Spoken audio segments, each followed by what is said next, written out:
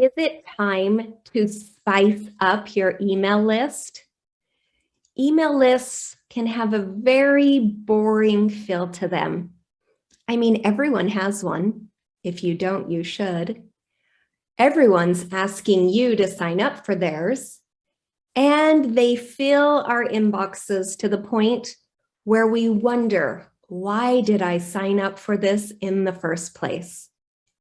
But email lists are still one of the most valuable and vital ways to connect with your audience and grow your business. I mean, even in this age of TikTok, most marketing these days really hopes to funnel people into an email list. So how is your email list? Do you have an email list? Do you know what percentage of your email list actually opens your emails? Regardless of the product or service that you offer, your email list is the single best way to speak to people who know and are interested in you and your business. Hello and welcome to another episode of Digital Marketing Made Simple. I'm your host, Jennie Lyon, and today I wanted to lay out the very best advice that I have about curating and growing your email list to speak directly to the people that want to hear from you. And by the end of this episode, you will have the tools that you can use to create and improve your systems for growing that email list and tips to optimize your emails for conversion. Let's jump in. All right, so today I'm going to cover several important tips for building and maintaining your email list. And so I just want to kind of really jump into it. Let's start out with the obvious. So what is an email list anyway, right? So an email list is a curated collection of email addresses of people who have hopefully signed up to stay in the loop about you, your business, or your services. And numbers will really fluctuate as people opt in or opt out over a certain period of time. And growing and curating your email list is really essential for keeping in contact with your most dedicated followers. There's one thing you don't want to do here. You do not want to acquire email lists that aren't yours, purchasing an email list, anything like that. That is a huge no-no. We don't want to email people who haven't clearly opted into our email list. And it's also inconsiderate. So we don't want that to reflect poorly on you. So as I've spoken before at length about how you can really grow your email list through social media, today I really thought I would go in and do a little bit of a refresher about the fundamentals of cultivating an email list as a lead generator for future clients. So first things first, you really want to tell subscribers upfront what they should expect. So you don't want to bury the lead here. Tell your potential subscribers before what exactly they should expect to receive in their inbox from you. Informed leads are much more likely to convert and become paying customers. So you want to make sure that they are the most informed from the very get-go, the most informed decision that they can make about signing up. The feeling that your potential clients will get when they receive your emails, it really, really reflects directly on you and your business. So it's really your responsibility. And again, your privilege, right, to cultivate an experience for them right from the start with an upfront primer on how often they should expect to see emails from you, as well as that initial tone and content that will be coming to them through their emails. All right, and next up is really important. Gated free offers. These are amazing for lead generation. So people will always be intrigued by the offer of something valuable that's also free.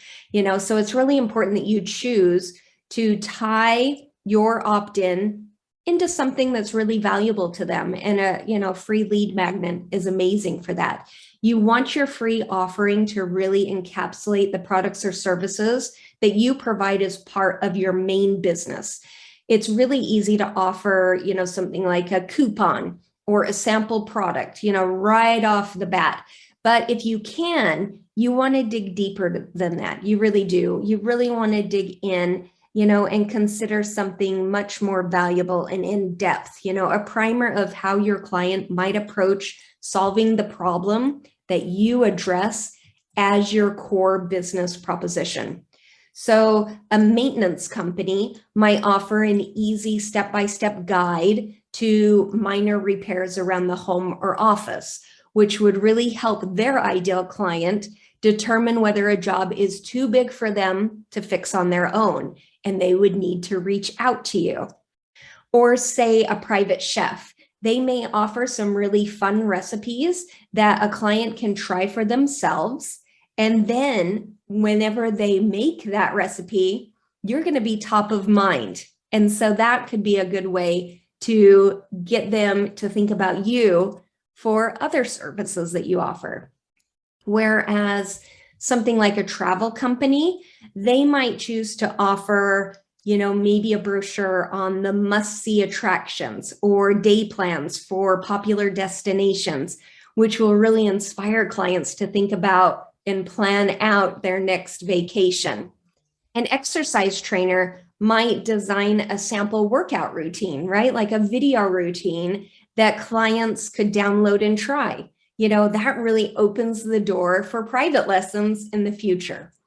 But whatever you decide, you really want your free offer, again, to be valuable. You want it to be something that people are really excited to sign up for. You want their initial response to be, wow, oh my gosh, I can't believe that this is free. This is amazing. What must it be like to work with you in a paid capacity?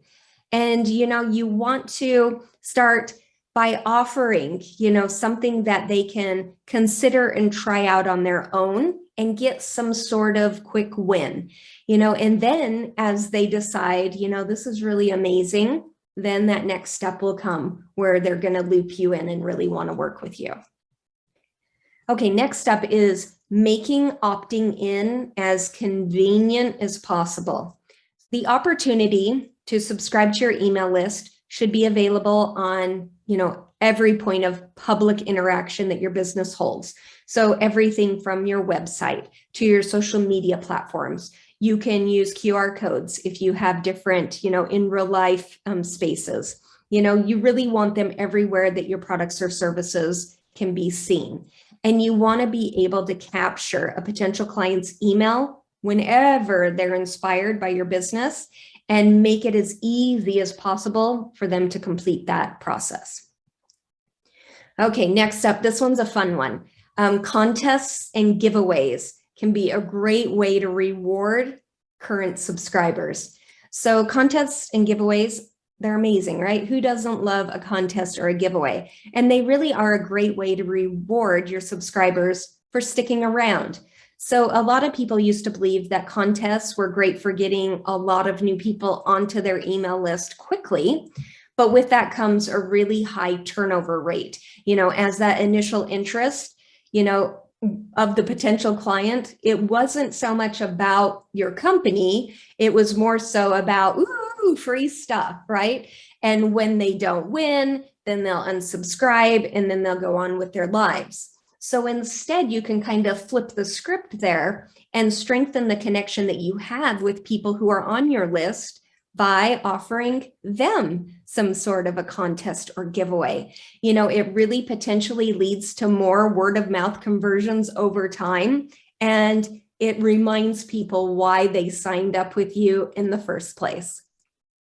Next up is you really want to curate your list through transparency. So as with everything in life, authenticity is really key. You want to make peace with people opting out of your list, but take control of the narrative and tell them, it's okay to unsubscribe. Why would you want people on your list who aren't interested? So you do want to send your list occasionally, check-in emails. I like to do different types of surveys or opportunities with potential clients, to really get a better understanding of what they like about the content that they receive. And more importantly, what don't they like? And then let them decide, what works best for them. We really want people to have control of whether or not they're on your list. And if ultimately they're not interested, then that's the best option, is to have them opt out. You don't want to leave any type of bad taste in anyone's mouth. And subscribers, they forget an uninteresting experience, but they will absolutely remember a sour one. So invite your subscribers to interact with you. And the ones that are likely to stick around will really appreciate your willingness to hear them out. So you want to make the opting out process easy. I've seen people hide the unsubscribe button, or the link at the bottom of their emails by changing the font to white or the background color, that type of thing. You really don't want to do that. You really want your subscribers to have the control. You need to provide your audience with valuable, actionable content that they really look forward to receiving and that they can use in their real life. But if for some reason it's not a good fit for them, make it really easy for them to control that. All right, so let's wrap up what we talked about today. So email lists are a collection of email addresses from people who have opted in to receive your email content. And email lists are still one of the best ways to interact with interested customers. And email marketing has the highest ROI of all digital marketing. So if you're not email marketing, it's time to get a list going. And letting potential subscribers make an informed decision, it really does prevent high turnover, and it encourages list growth over time. And offering a free starter pack of insight into your skill set, that's a great way to encourage lead generation and convert subscribers into clients. So when it comes to lead magnets, I always tell my clients, are there particular questions that you get asked over and over and over again? That's your lead magnet. 99% of the time, that's your lead magnet.